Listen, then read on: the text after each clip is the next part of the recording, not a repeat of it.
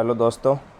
आज जो RW का दिल्ली पुलिस का लाइव वीकली टेस्ट आता है उसका मैथ का स्पेशल सॉल्यूशन करवाने जा रहा हूं आपके साथ। आज का मैथ थोड़ा मॉडरेट टू डिफ़िकल्ट था। जो बंदा आज के मॉक में 15 में से लगभग आप मान के चलो 10-11 क्वेश्चन कर रहा है उसके लिए ठीक है। वो जो पेपर आएगा ऑन गोइंग पेपर में अच्छा स्कोर कर जाएगा। तो चलो हम स्टार्ट करते हैं सॉल्यूशन। ठीक है, मैथ का सॉल्यूशन में पहला सवाल है मैथ का जो घात और करनी पर डिपेंडेंट है। ठीक है, उसमें ये वैल्यू दी हुई है। पहली 9.46 और 7 पर बार दिया हुआ है। इस प्रकार से तीन वैल्यू दी हुई है। ठीक है, तो हम पहले क्या करेंगे, जो नॉन बार वैल्यू है, जो नॉन पॉइंट वैल्यू है उसको ऐड कर देंगे। ठीक है, तो ये 9 है, ये -2 है, ये -4 है। इनको ऐड करने पर इनका सॉल्यूशन 11 आ जाएगा। ठीक है, और ये जो 4 4 6 और 7 है इस पे बार है, इस पे बार, ये प्लस है, ये नेगेटिव है, ये पॉजिटिव है, तो ये दोनों कट जाएंगे। बचेगा एक 4 6 और 7 बार। अब ये 11 तो हो गया, इसको हल करने पर ये 11 आ गया। ठीक है, ये बचा 4.467 पे बार। तो इसको हल करेंगे। इसको सॉल्यूशन हल करने के लिए जो बार वाला फार्मूला उससे हल करेंगे, जो विधि होती है उससे। ठीक है, ये हो गया 467। इससे ये आगे जो विदाउट बार वाली दो दो संख्या है दोनों को इसको माइनस कर देंगे, और जितने पर बार है उतना 9 आ जाएगा, और जितना विदाउट बार है उस पर डबल ज़ीरो आ जाएगा।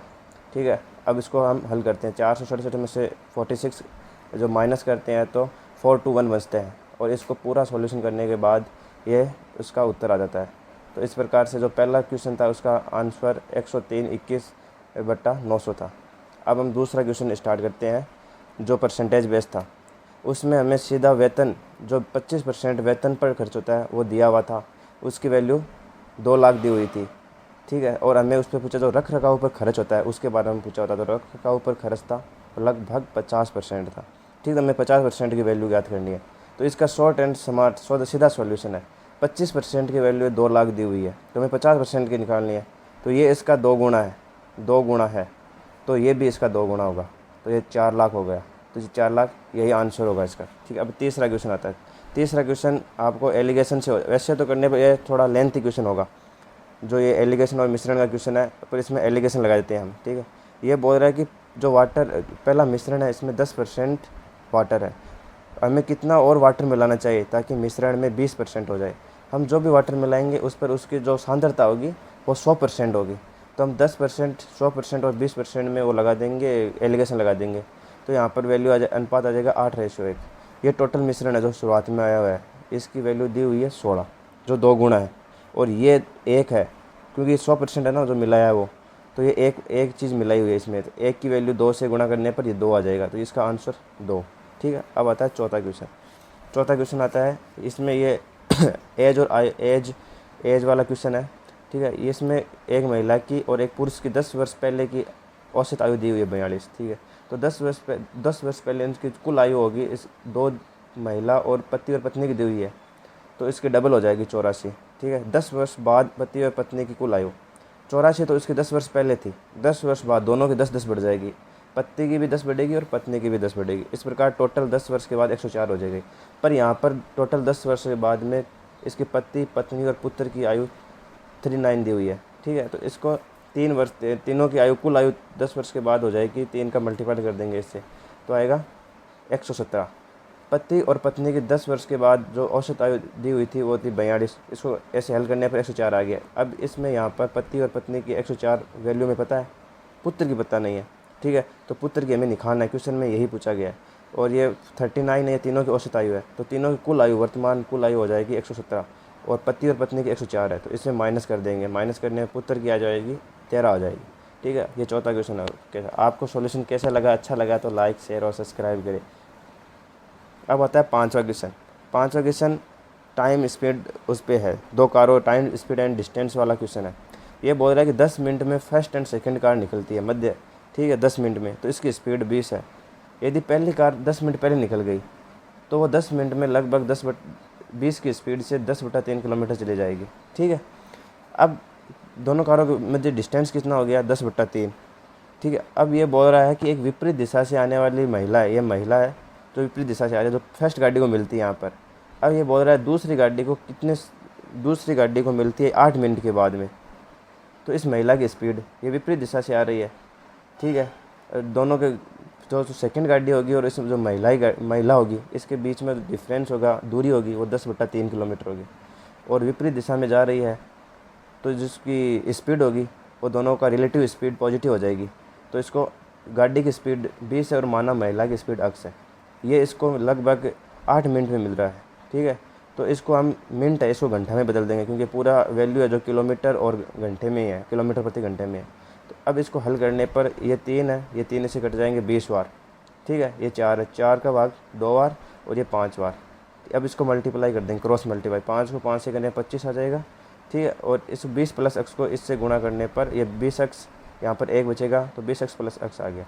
अब x की वैल्यू घटाने 5, यानी महिला की स्पीड 5 हो गई, ठीक है। अब हम छठा क्वेश्चन के लिए जाते हैं।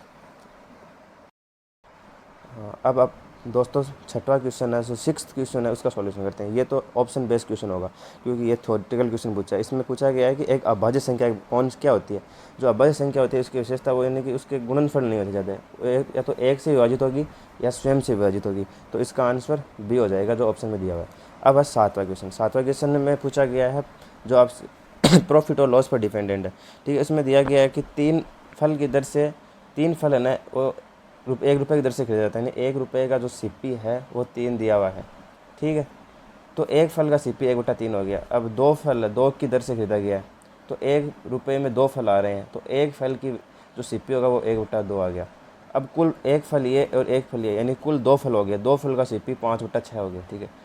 अब हमें 1 दर्जन सीपी बेचना है, तो यहाँ पर तो 2 ही फल है, तो इसको 1 दर्जन बनाने के लिए इसको 6 से मल्टीप्लाई कर दिया तो 12 फल हो गए, और इसको भी 6 से मल्टीप्लाई कर देंगे तो यहाँ पर 5, यानी 12 फल होगा, तो सीपी होगा 5 होगा।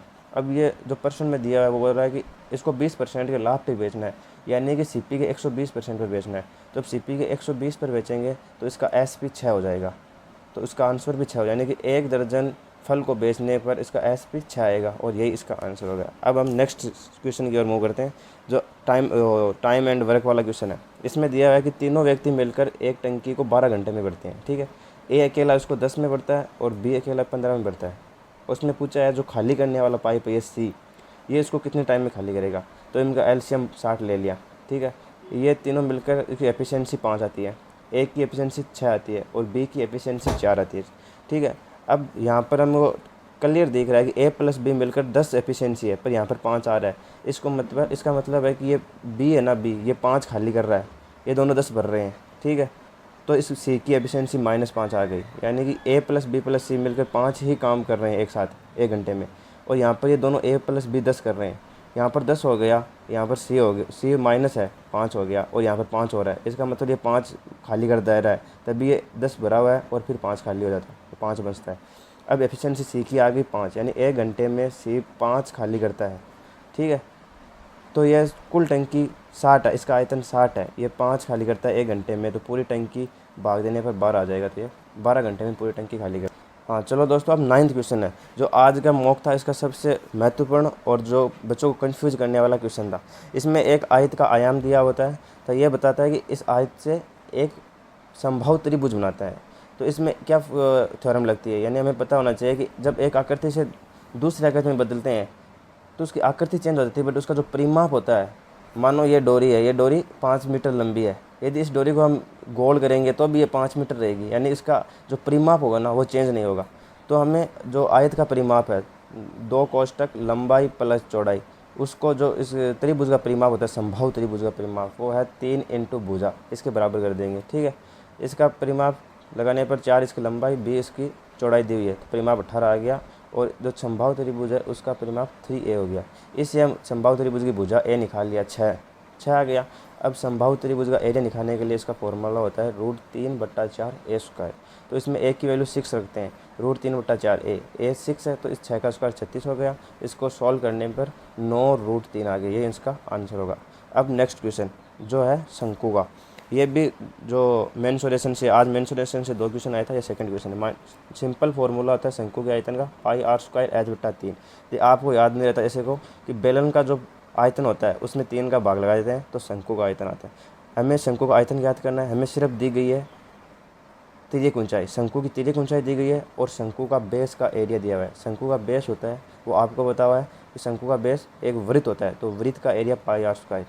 इसके बराबर 144 पाई कर दिया। ठीक है, इससे हम पाई से पाई कैंसिल हो गया, बचा आर स्क्वायर की वैल्यू 144 है, तो आर की वैल्यू अंडर रूट लेने पर ये 12 आ गई, आर की वैल्यू 12 आ गई। अब इसमें ट्रिपलेट लग जाएगा। ठीक है, क्योंकि शंकु का आकार ये होता है, जैसे आप ये शंकु बनाया, ये शंकु होता है। ठीक है, अब ये इसकी आर हो गई, जो हमें इस त्रिभुज के जो बेस दिया है शंकु का, उससे निकाल ली, जो होती है 12।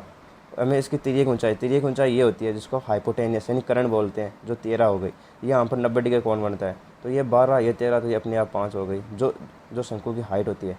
अब इसका सीधा फार्मूला में इसकी वैल्यू पुट कर देते हैं। इस formula pi r square h/3, pi आ गई, आर स्क्वायर, आर की वैल्यू 12 है, तो 12 का स्क्वायर 144 आ गया। h 5 है, तो 5 की वैल्यू रख दी 5। ठीक है, अब 3, इसको सॉल्यूशन करने पर 240 पाई है, जो हमारे ऑप्शन में मैच करते हैं, तो यही उसका आंसर हो जाएगा। अब नेक्स्ट क्वेश्चन होता है वो पूंजी और इस पर डिपेंडेड है, जो कि लाभ SI का सिंपल क्वेश्चन था। ये दिए है कि एक व्यक्ति ने अपनी पूंजी का 1/2 भाग 5% वार्षिक चक्रवृद्धि ब्याज पर और 1/3 भाग होता है वो 8% पर और शेष भाग है वो 10% पर। हमें ये 1/2 और 1/3 दिया हुआ है, तो हम पूंजी को 2 और 3 का एलसीएम मान लेंगे, जो 6 होता है। 6 माना, कुल पूंजी 6 थी। ठीक है, अब 6 को इसको डिवाइड करते हैं। फर्स्ट है वो 1/2 भाग 6 का 1/2 भाग, वो आएगा 3 आ गया। ठीक है, अब सेकंड है वो 1/3 भाग पूंजी का निवेश करता है। 1/3 भाग होता है 1/3 भाग 2 होता है, 2 हो गया, और शेष बचा 3 + 2 5 हो गया।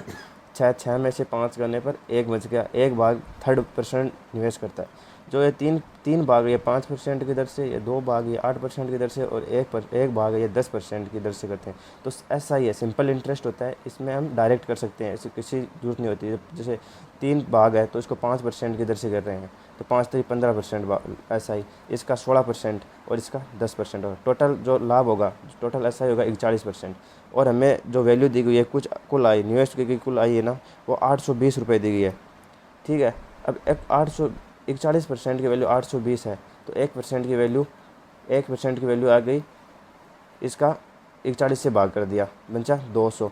अब यहाँ पर हमने 6 माना है, तो इसको 6 से मल्टीप्लाई करना पड़ेगा। तो 20,000 आएगा ना, उसको हम 6 से मल्टीप्लाई कर देंगे। 2000 आएगा यहाँ पर, सॉरी एक एक्स्ट्रा लिख दिया, यहाँ पर 2000 आएगा, इसको 6 से मल्टीप्लाई कर देंगे, तो ये 12,000 आ जाएंगे। ठीक है, तो इसका हेलो दोस्तों, अगला क्वेश्चन है आपका जो रेशियो वाला क्वेश्चन होता है। ठीक है, इसमें दिया हुआ है कि बॉयज़ और गर्ल्स का जो शुरुआती रेशियो 5:7 है। ठीक है, उसके बाद 8 और लड़के इसमें शामिल हो जाते हैं, तो अनुपात 1:1 हो जाता है, बराबर हो जाते हैं, यानी 50-50 हो जाते हैं। अब यहाँ पर शामिल हो रहे हैं बॉयज़, तो गर्ल्स के रेशियो में कोई चेंज नहीं आना चाहिए। तो यहाँ पर 1 है, तो इसको भी हम 7 बना लेंगे, तो इसको 7 से गुना कर लिया। ठीक है, ये 7 हो गया, ये भी 7 हो गया। तो यहाँ पर चेंज आ रहा है कि इसमें बॉयज़ में कितना चेंज आ रहा है, 2 का, और पर्सन में हमें 8 बता रहा है। ठीक है, चेंज आ रहा है 2 का, और पर्सन में 8 बता रहा है, 4 गुना। और क्वेश्चन पूछ रहा है कि शुरुआत में लड़कों और लड़कियों की संख्या के बीच कितना का अंतर था, यानी लड़कों और लड़कियों की संख्या में कितना का अंतर था, 2 का। ठीक है, यदि ये 4 का मल्टीप्लाई हो जाए तो ये भी 4 का मल्टीप्लाई हो जाएगा, तो इसका 4 का मल्टीप्लाई हो जाएगा, इसका आंसर 8 हो जाएगा। ठीक है, अब हम नेक्स्ट क्वेश्चन है जो ऑप्शन से हो जाएगा। नेक्स्ट क्वेश्चन क्या है, यानी कौन सी संख्या है जो 7, 11 और 13 से विभाजित हो जाएगी। इसमें जो 7 का भी विभाजित चेक करना हार्ड होता है, 13 का करना भी थोड़ा मुश्किल होता है, पर हम पहले इसका 11 चेक करते हैं, यानी कि अल्टरनेटिव जो नंबर होते हैं उनका योग अंतर 0 या 11 का मल्टीप्लाई होना चाहिए। जैसे हम पहले चेक करते हैं, ये अल्टरनेटिव हो गया 1 3 5 और 7। ठीक है, अब हो गया इसका होता है 1 0 0, यानी कि 2 हो गया, 2 और इसका योग हो गया 5, 5 - 2 3 है, ये न तो 0 है और न ही 11 है, तो ये इससे विभाजित नहीं होगी। ठीक है, ये हो गया, इसका ऑप्शन और चेक करते हैं। इसका जो सम होगा ये 1 होगा और इसका 4 होगा, 4 - 1 3 है, ये न तो 0 है न ही 11, तो ये भी नहीं हो सकता। अगला क्वेश्चन ऑप्शन है ये, इसको चेक करते हैं। 1 हो गया, 0 1 और ये 2 हो गया, 2 और ये 4 हो गया, तो 4 हो गया, 4 माइनस घटाने पर 2 बचेगा, ये न तो 0 है और न 11 है, तो ये भी नहीं हो सकता। अब लास्ट ऑप्शन ये चेक करते हैं। ये 1 हो गया, ठीक है, ये 1 हो गया और ये 2 हो गया। ठीक है, और इसमें गुनेंगे 2 और ये 2, 0 + 2 2, 2 + 0 2, यानी 2 - 2 करने पर ये 0 आ रहा है, यानी ये सेटिस्फाई कर रहा है, तो ये 11 से विभाज्य होगा, तो ये इसका आंसर हो जाएगा। ये अगला क्वेश्चन है, डिस्काउंट बेस्ड क्वेश्चन होता है। इसमें MRP दी हुई है अपने को, ये MRP दी हुई है, तो हमें पूछ रहे हैं कि फर्स्ट जो डिस्काउंट है वो दिया हुआ है आपको 20%। सेकेंड डिस्काउंट 20% है, तो हमें फर्स्ट डिस्काउंट निकालना है। ये आप ऑप्शन से भी कर सकते हैं, अक्स मान कर भी कर सकते हैं। इसमें MRP 400 दी हुई है, इसमें दो लगातार छूट के बाद 160 रुपये में बेचा जाता है, यानी कुल छूट है 240 रुपये। 240 रुपये की छूट है, तो हम इस 240 की छूट किस पे मिल रही है? MRP 400 पर। तो हम परसेंटेज निकालेंगे, छूट डिस्काउंट परसेंटेज निकालेंगे। डिस्काउंट परसेंटेज आएंगे 60, ये 60% हो गया, ठीक है। तो अब टोटल 60% है, सेकंड छूट 20% है, तो हमें एक ऐसी छूट निकालने ताकि दोनों का सक्सेसिव 60 हो जाए। हम इसको अक्स मान के करते हैं, ठीक है। माना एक छूट, पहली छूट अक्स है, दूसरी 20 है, तो अक्स प्लस 20 इसमें सक्सेसिव लग गया, तो ये A plus B minus AB इट्टा 100 हो गया, बराबर 60 आ गया। अक्स इसमें ये कट गया, ये 5 आ गया, तो 20 को काटने पर 100 से 5 आ गया, ठीक है। अक्स प्लस 20 माइनस अक्स बट्टा 5, ये 20 उधर से लग गया, तो यहाँ पर 40 आ गया, ठीक है। इस दोनों को हल करने पर ये 4x, यानी 5 माइनस अक्स करने पर 4x बट्टा 5 बच गया, इससे ये 40 हो गया, ठीक है। इसमें अक्स की वैल्यू हल करने पर हमें 50 आ जाएगी, जो अपना ऑप्शन है, और ये 50 इसका आंसर हो जाएगा। अब लास्ट एंड फाइनल क्वेश्चन है। आप इतना वीडियो देखे हैं तो वीडियो को लाइक और शेयर सब्सक्राइब ज़रूर करें, क्योंकि इसमें बहुत मेहनत लगती है भाइयों। तो आप प्लीज़ लाइक शेयर सब्सक्राइब करें, और नेक्स्ट जो भी सॉल्यूशन होगा उसका भी वेट करें। चलो हम लास्ट और फाइनल क्वेश्चन अटेम्प्ट करते हैं। इसमें दिया हुआ है कि ट्रेन और चाल वाला क्वेश्चन है। इसमें ट्रेन की स्पीड दी हुई है, ठीक है। एक ट्रेन की लेंथ दी हुई है 170 और दूसरी की दी हुई है P। ये दोनों एक दिशा में एक ही पटरी के समांतर चल रही है। समांतर चलने का मतलब है कि एक दिशा में चल रही है, तो इसकी रिलेटिव स्पीड है ये माइनस हो जाएगी, यानी 70 माइनस 56 हो गया। इसको हल करने के बाद, और ये इसकी जो P ट्रेन है इसकी लेंथ हो गई, ये दूसरी ट्रेन है R जिसकी लेंथ हो गई 170, यानी Q ट्रेन की लेंथ 170 है, P मान ली हमने। अब इसको 70 माइनस 56 कर दिया। ये जो स्पीड है किलोमीटर में, और जो ये डिस्टेंस दी हुई है ये मीटर में दी हुई है, तो हम इस किलोमीटर की स्पीड को मीटर में चेंज करने के लिए 5 बट्टा 18 से गुणा करेंगे, तो ये 5 नीचे रह गए और 18 ऊपर चले गए, ठीक है। अब इसको सॉल्यूशन हल करने के बाद इसमें जो ट्रेन की स्पीड आएगी, वो एक ट्रेन की जो लेंथ आएगी वो 180 मीटर है, ठीक है। अब आगे क्वेश्चन में क्या पूछा है कि ट्रेन रेलगाड़ी P को सम्मुख दिशा में 76 किलोमीटर प्रति घंटा की चाल से चल रही 220 मीटर लंबी रेलगाड़ी R को पूरी तरह से पार करने में कितना समय, यानी हमें यहाँ पर इस जो दोनों की मुख है, सम्मुख यानी विपरीत दिशा में आ रही है, विपरीत दिशा में आ रही है, तो हम यहाँ पर रिलेटिव स्पीड प्लस कर देंगे, और दोनों की जो ट्रेन की लेंथ है उनको जोड़ देंगे। ट्रेन R की लेंथ 220 है और P की लेंथ हमने 180 निकाली है, ठीक है। तो टोटल लेंथ हो गई 400, और ये स्पीड दी हुई है 400 मीटर में, ये स्पीड किलोमीटर में है, तो इसको वापस से हमने मीटर प्रति सेकंड में चेंज करने के लिए 5 बट्टा 18 से गुणा किया, 5 बट्टा 18, 18 ऊपर चले गए। अब ये 418 बट्टा 144 इंटू 5 है। इसका सॉल्यूशन करने के बाद ये 10 सेकंड आएगी, इसका मतलब ये आंसर होगा। और ये है कि R को पूरी तरह से पार करने में P को 10 सेकंड का समय लगेगा। इस प्रकार हमारा आज का मॉक ख़त्म होता है, और आप बताइए कमेंट में सॉल्यूशन कैसा लगा आपको, और नेक्स्ट वीक फिर से मिलते हैं।